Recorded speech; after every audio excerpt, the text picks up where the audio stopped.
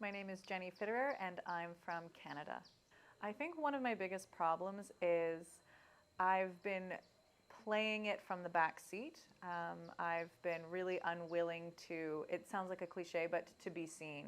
And it showed up in all kinds of ways. I don't try to sell in the business I'm trying to create.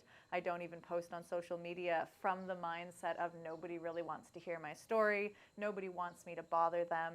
Even in my very intimate relationships, I don't want to put myself forward with my true desires and dreams because I've played with the storyline that I don't want to be a bother.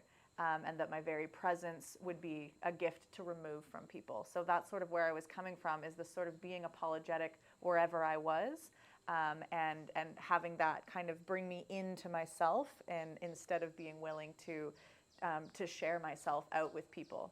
I was hoping to be surprised, and I was also kind of judgmental and assuming that nothing was going to faze me.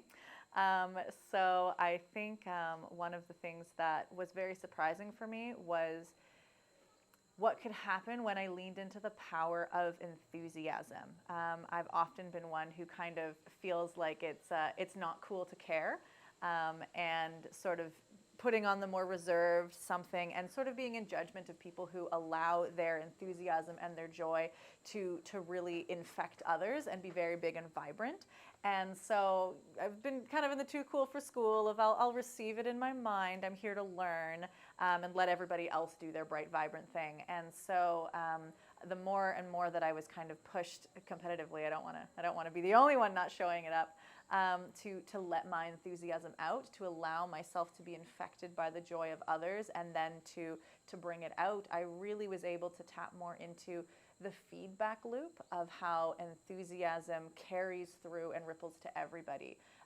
When I can receive the really, and I'm open to it instead of putting up walls, to the very authentic enthusiasm and joy that I received from other people here, that was then able to fuel me, fill me up, and then I could give it back to them, maybe at a time when they weren't even able to reflect.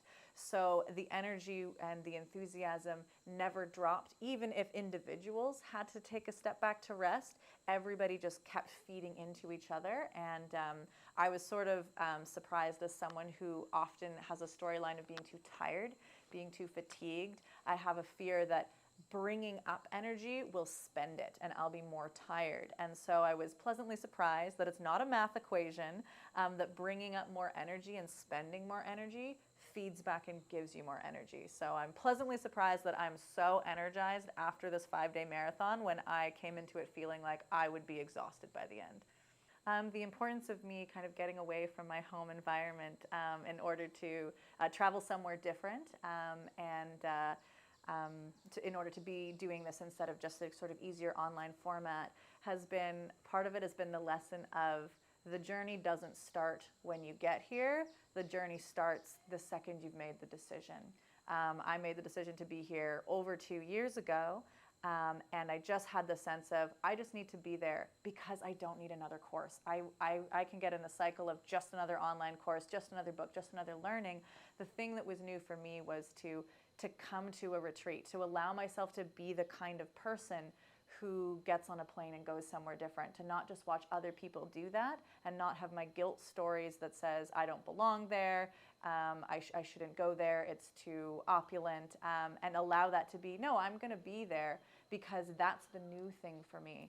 That's exercising the muscle that's weak and wants to grow, instead of just falling back to what I'm already really comfortable with. And all the steps along from 2 years ago, deciding, and everything, even before I even got here, running for my plane, very nearly missing it, all of those little pieces were a part of, and tiny little stories and insights to prepare me to be here in a way that wouldn't be the same if I just was able to access it from home. My advice to anybody who is considering and still deciding if this is something that's for them is that the most important thing, it's not about what you choose, it's about whether you have made an empowered yes or an empowered no. If this is where you feel you should be, and your resistance is telling you that you shouldn't be, but it feels like it's something that might accelerate you, then make an empowered yes. But if it maybe feels like this maybe isn't the choice, don't make a no from feeling like I'm not good enough or I can't afford it. Make it to be the yes for something that really matters to you. Make your no's an empowered option to close a door in order to open the door that truly matters to you. So that if you say yes to this, it's an empowered yes because this is where you need to be. And if you say no to this, maybe it's saying a next time so that you can say yes to the goal that really, really is on your heart right now.